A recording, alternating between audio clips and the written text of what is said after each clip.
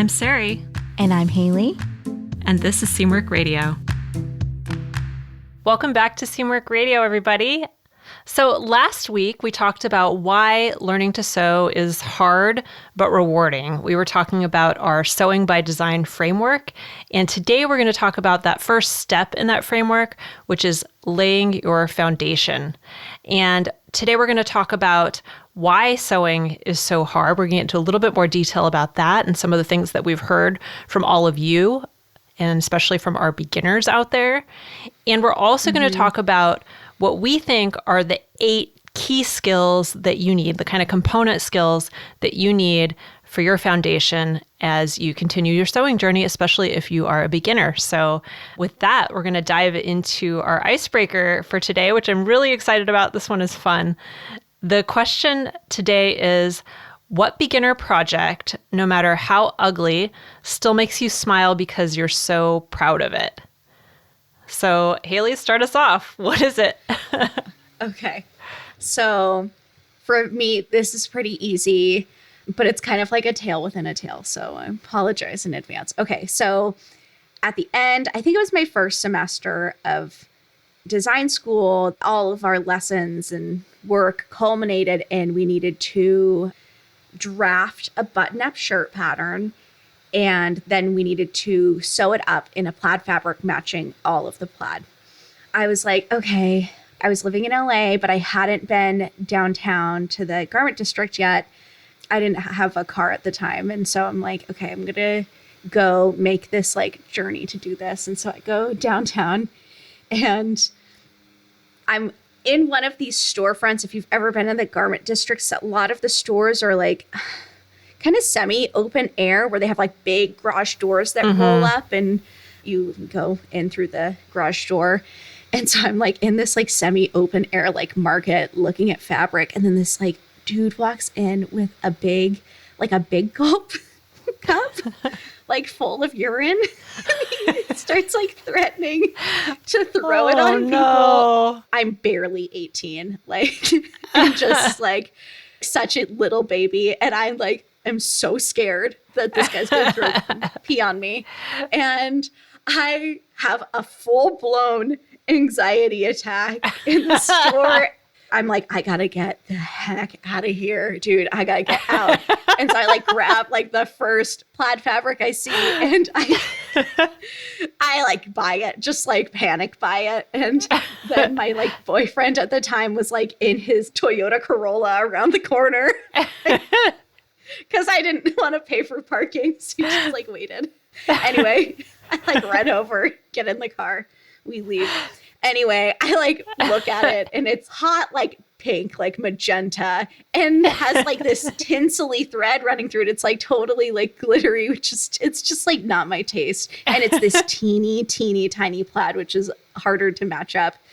And I was like so bummed with my choice. So I was excited about the project. And then I was like, oh man, I don't have enough money to buy more fabric. So I just have to run with it. And so I made this shirt out of this ugly fabric.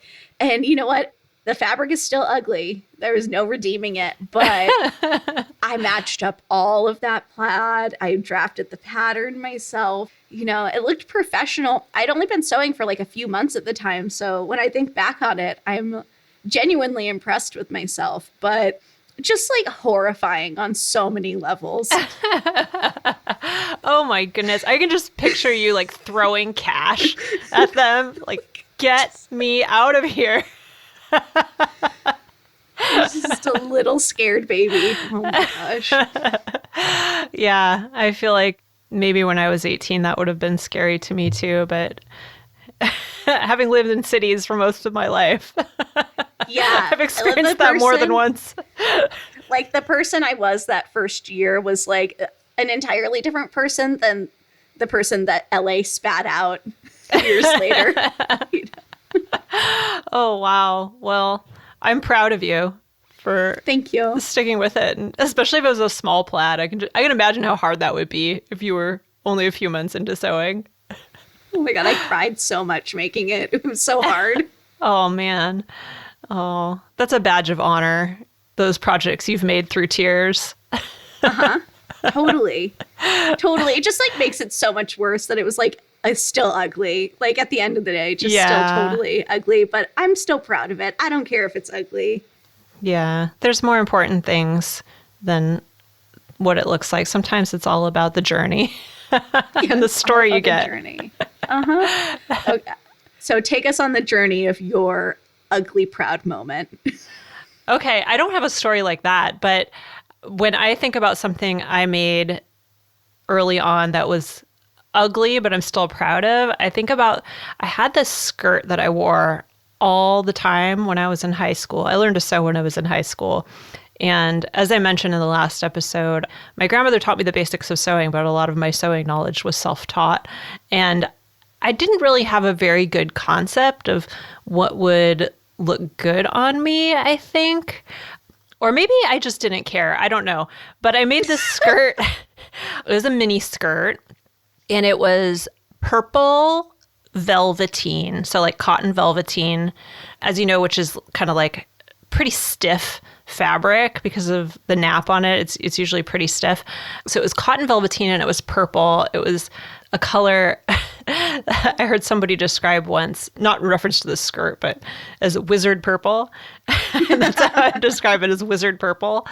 So it was a mini skirt and it had an elastic waistband on it, like a pretty thick elastic waistband. So, you know, a stiff fabric like that, elastic waistband, wizard purple, already it was, you know, not the classiest. But then I also put this trim on it that was like, if you know those trims that are like maybe like an inch and a half or so of organza, it was like black organza in a flounce with like the wire on one end so it really sticks out, you know? Yeah. And I sewed that onto the hem of this ugly skirt. And so I wore that skirt like all the time. And I would just wear it with like band t-shirts to school all the time with like my combat boots. And that was a look. So looking back, it was incredibly ugly, but I'm still proud of it because I made it myself. I made it exactly the way I wanted to make it. You know, it was definitely, as Tim Gunn would say, a lot of look, but it was mine, you know, at that time. And I loved it. I wore the heck out of it. I wore it all the time. And I think that's something to be proud of. Like anytime you make something that you actually get a lot of use out of and that you actually love, I think that's something to celebrate. And I think that really helped when we talked last time about the things that kind of fuel your sewing momentum. That was one of those projects for me. That was one of those things that made me want to sew more because I got so much use out of it. So if you make something ugly, it could still be very worthwhile. Yeah.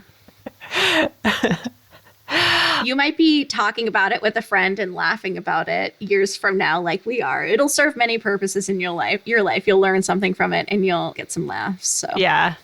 I think the important thing with that one is I didn't think it was ugly at the time, you know? Yeah. Uh-huh. Just looking back. That's true. But, you know, I also didn't care. Like I was willing to take some fashion risks when I was 17 years old.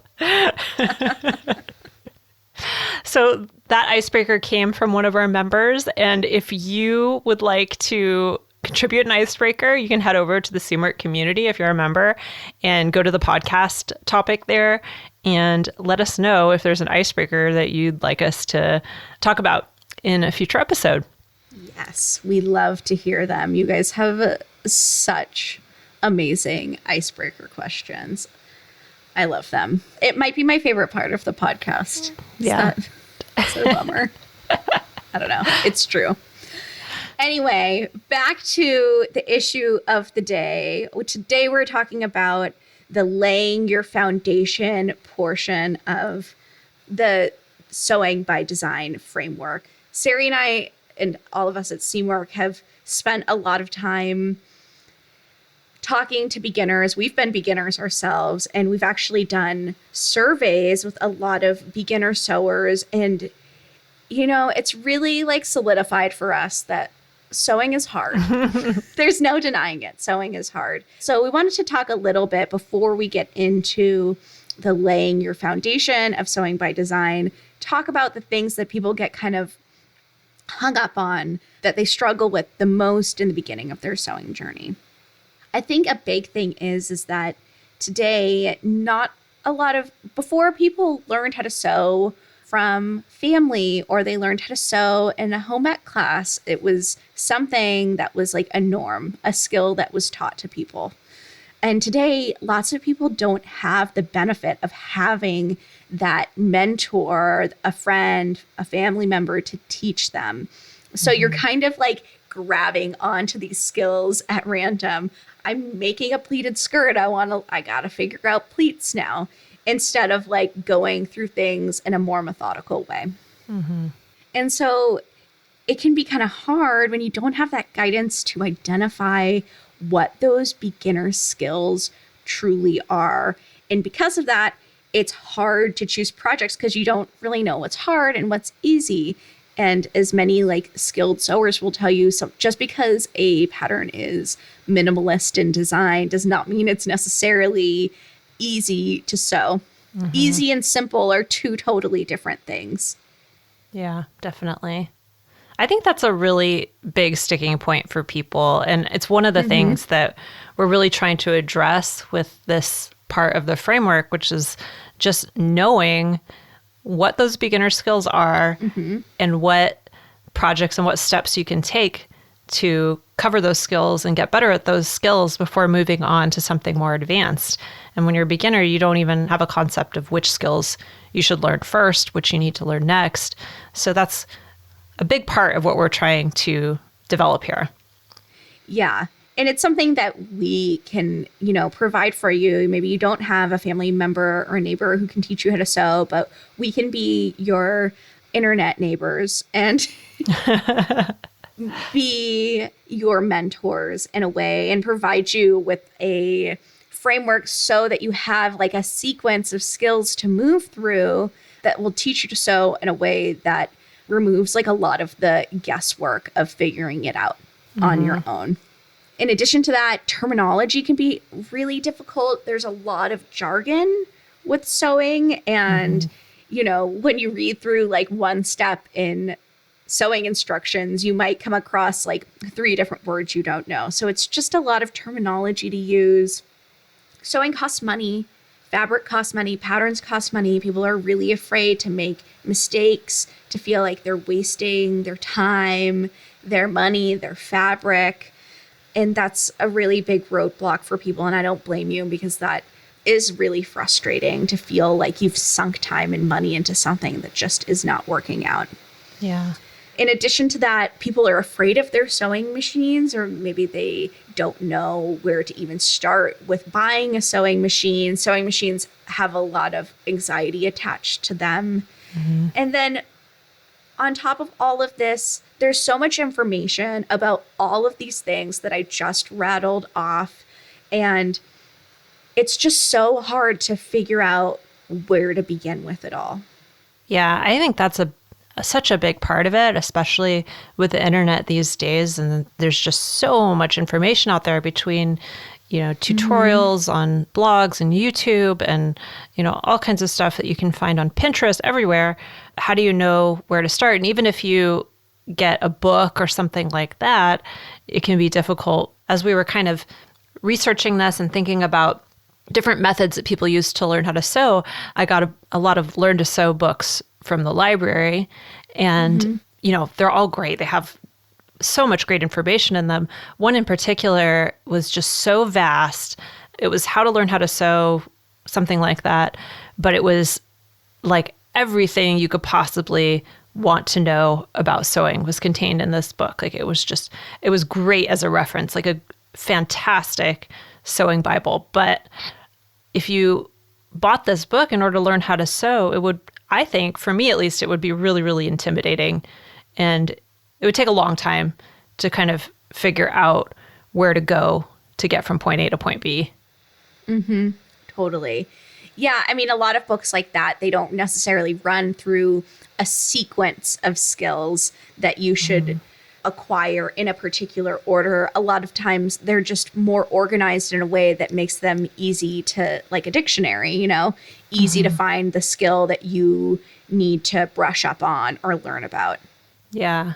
it feels like there's a need for something that's kind of between a personal guide, like an actual person who can sit down with you, and something that's a little bit more of a reference, whether that's, YouTube or a great sewing book or something that you can turn to when you have a specific question or want to learn a specific skill.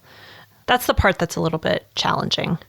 And that's what we're hoping to address with this framework and some of the things that we're going to be creating around it for those beginners. So what we wanted to do is create a framework for those 80-20 skills. So if you're familiar with the concept of 80-20 or the Pareto principle, I think that's how you pronounce it. I'm hoping that's how you pronounce it. The idea is that in this context, there's 20% of the skills that you might learn in sewing will get you 80% of the way there. There are a small subset of skills that are really going to be used most of the time in your sewing. And so those form sort of the foundation of anything that you want to learn afterwards. And we wanted to distill what those 80-20 skills really are and teach them in a sequential way so that if you are a beginner, you can develop those skills in a very methodical way. So these are skills that you would use for just about any project in the future. And that's why they really do form the foundation. They're really those really basic component skills. So we're going to talk a little bit about the mindset that you need as a beginner, and then we're going to talk about what those 8 skills are. So you want to start us off, Haley, and talk about some of those mindset things? Yeah, totally. So something that we found is that when people are coming into sewing, they're approaching it with a lot of fear, a lot of anxiety. And I think this comes from a place of being overwhelmed. I think this also comes from a place of sewing being really like foreign and different than our modern way of living. We live in a time where you can get, any food you wanted delivered to your house within, a reasonable amount of time. You see a sweater you like and you click a button and it's yours. And there's this instant gratification. Sewing teaches us to really slow down. And when you learn how to sew clothing for yourself, a lot of times when people come to sewing, they're like, oh, I want to learn how to sew because I want to make these shirt dresses for myself. I don't know, some example. And that's like a great reason to learn how to sew.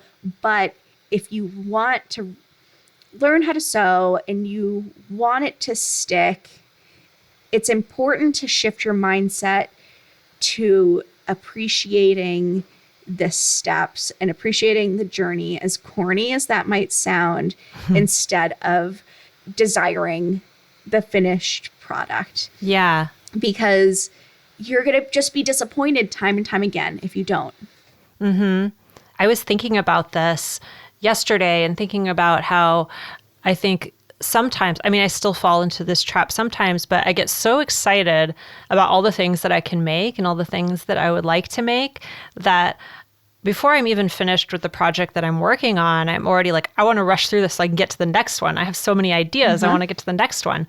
And I think that comes from a place of creativity and excitement, and those are all really good things. But I think it also comes from a place of acquisitiveness and wanting to have more.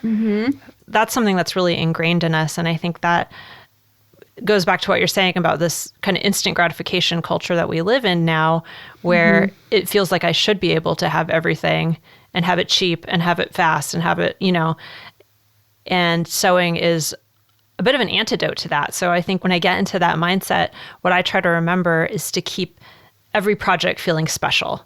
Every project is something that's important and deserves my attention instead of something to rush through. Yeah, I think it's like a really important, your mindset to adopt early on in your sewing journey, that just like appreciating every step of the process and don't rush through it. Most things worthwhile. It's going to take some time and some practice and effort if you want to be accomplished at it. So I think that's a big mindset hurdle to overcome. You don't have to overcome that like Sari said, we struggle with this all the time, but it's something to remind yourself of as you embark on your journey and continue on it. Yeah, I think this is a thread that goes throughout the whole sewing by design journey. I think it's something that's definitely a part of that next phase, that momentum phase. And I think it's also a big part of Design Your Wardrobe, which is all about really coming up with designs for your real life, your real body, your real wardrobe, and what you actually want to bring into your life rather than more, and just doing things as quickly as possible. Yeah, and because of this mindset, I think that it makes failure seem, or like unsuccessful attempts or projects seem so much more disappointing. Are you disappointed because you didn't acquire the object that you wanted to acquire? Or what part of it are you disappointed with? Are you disappointed because you sunk money into it? These are all like, I'm not going to tell you what you can and can't be upset about. But I think being really inquisitive with yourself and giving yourself the okay to fail, you're not going to learn a new skill set, especially one as complex as sewing can be, without some failure along the way. I mean, like, no lie, I would say like 1 in every like 4 of my projects like just does not turn out the way that I want it to. And, you know, I don't love it, but I'm all right with it. Yeah. It's kind of the price you pay for doing it yourself. Is totally the price you pay. Anyway, that's my like really long intro to mindset that I think is a constant practice, and introducing to beginner sewers early on only is going to make the journey a little bit easier. Once we kind of like establish our mindset, our, you know, goal mindset, there's 8 key component skills that make up that 80% that Sari was talking about. The first component skill is to know your tools and material. You can't really accomplish anything without knowing your tools or knowing your materials. And this includes your sewing machine. This is a big hurdle that people have to overcome. And it's one of the first things that they really need to start feeling a little bit more confident with. Acquiring those tools, and then materials as far as fabric goes. This is really like a lifelong part of learning how to sew, but starting to build that basis of knowledge with fabric right from the beginning lays a really good foundation. From there, we have read your map. What's your map when you're sewing? It's the pattern. And learning how to read patterns and use patterns is a really important step to learning how to sew your own clothing. And, you know, your pattern, when you're sewing a commercial pattern, is one of the most like valuable tools you have. The person who's developed the pattern has sewn it countless times and knows the ins and outs of it, and learning how to read and also trust that information is super vital for successful projects. I think this is something that I really struggled with when I was just learning how to sew, was understanding the pattern and why, you know, all those markings are there and how to use them. I think that's something that if you don't have somebody to show you is a little tricky. Yeah, it's really tricky. And on top of like all of this jargon that we talked about that sewing has, it also has like literal symbols and like little tiny like hieroglyphics you need to like learn along the way too. Like, okay, so I'm learning this new language and I'm learning a visual language on top of that. It's something that definitely is a lot easier when you have someone holding your hand through the first few patterns, for sure. Cutting and marking. In my time teaching in-person sewing classes, I will tell you that this is the thing that people really struggle with in the beginning and is really slow going. But there's lots of tips and tricks to make it a lot easier, and understanding those from the beginning and working smarter and not harder is only going to better your journey. And then we get to the actual sewing part. We weren't going to like not sew.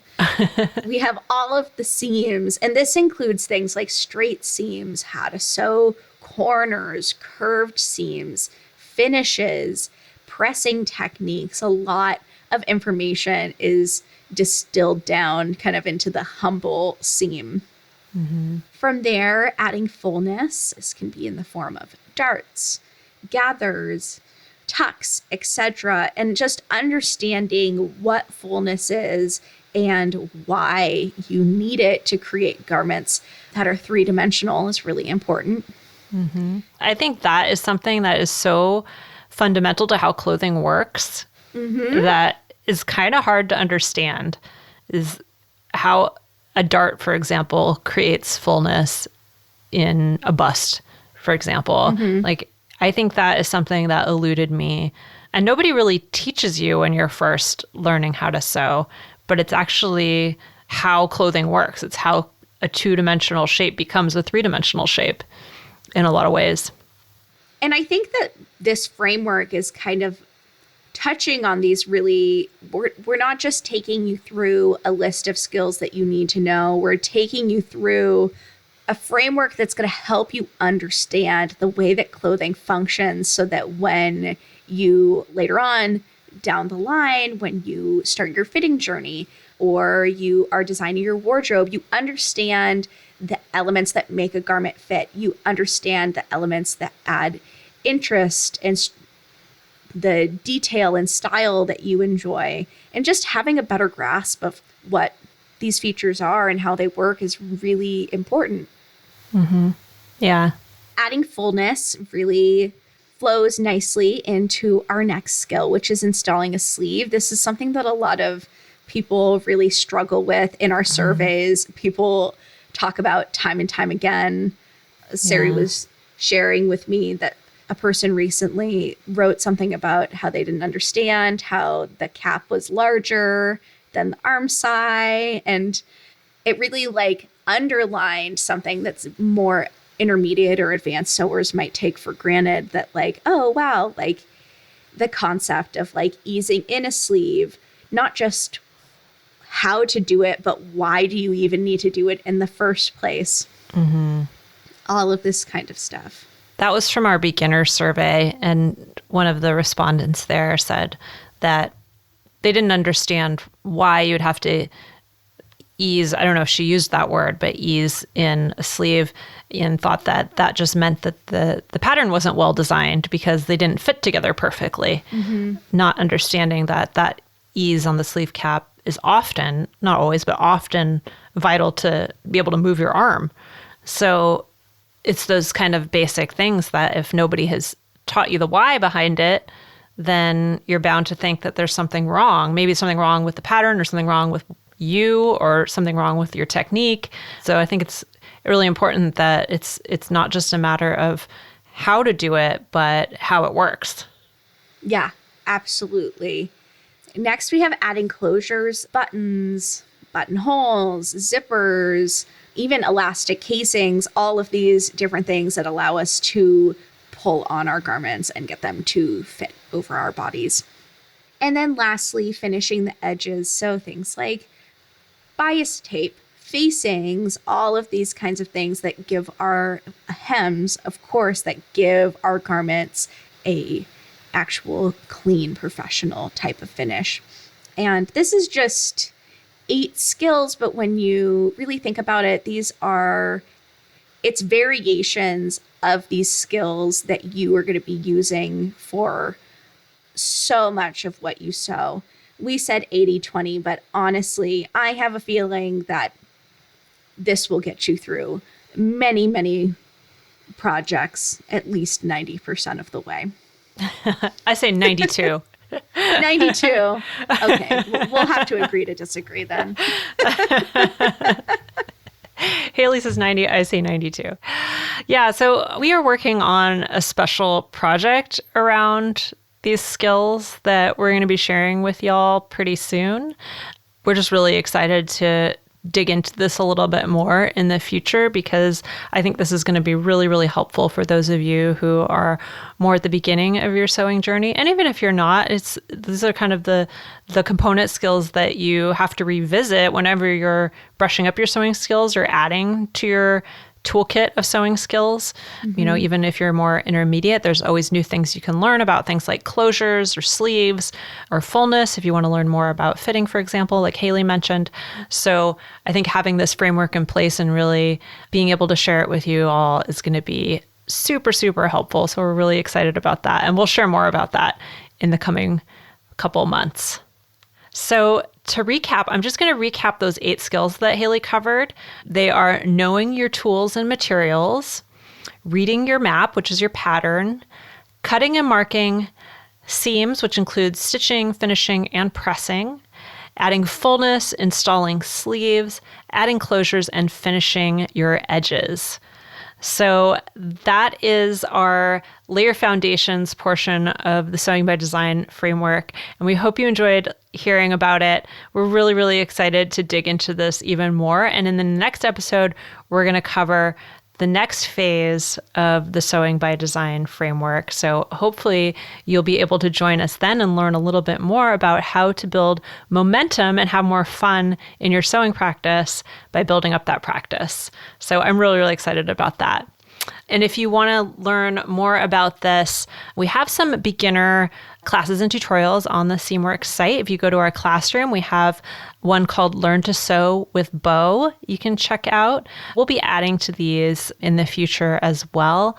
But as I said, we'll be talking a lot more about this portion of the framework in the next few months. So stay tuned for that.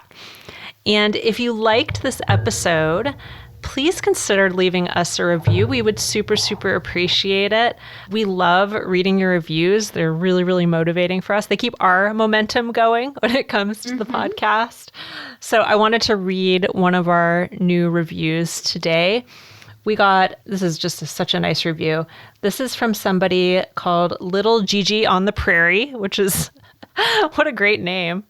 Love the name. So Little Gigi says, this is a little bit of a longer one, but she says, "This is truly my favorite podcast. I discovered a few months ago and have listened to every episode. At the risk of sounding a little nerdy, knowing that a new episode is being released makes Hump Day that much better. I would listen to this podcast even if I wasn't a sewist because the episodes are just so positive and inspiring. Thank you for the time you spend creating such quality content. It is very much appreciated." Smiley face. So thank you so much. That is just one of the sweetest reviews that I think we've gotten. It is so nice to read, and we read every single review that we get. So if you would like to leave us one, we would definitely appreciate it. You can leave us a review on Apple Podcasts, and you can also leave us a rating and subscribe there, or you can subscribe on whatever podcast app that you choose. And we'd love to have you along on this journey as we continue talking about sewing by design and lots of other topics in the future. So thank you so much. We will see you next week. And for now, I'm Sarai. And I'm Haley. And this is Seamwork Radio. Seamwork Radio is brought to you by the team at Seamwork. Seamwork's an online community that supports you in creating a wardrobe that feels right for you. When you join us at Seamwork, you become part of our private community of makers, and you also get access to monthly sew-along classes, a library of over 200 sewing patterns, and tons of great resources to help guide you through the sewing adventure that you choose. Podcast listeners can get half off a Seamwork Unlimited membership, which means you can download as many of those 200 plus patterns as you want at any time, and our community will be there to guide and support you. If you'd like to join us for half off, just visit seamwork.com/go/podcast50. You can also find us on Instagram at Seamwork, or visit our YouTube channel, which is called Seamwork Video. We love hearing from you, so let us know if there's a topic or a personal story that you'd like us to cover. Thanks for listening to Seamwork Radio.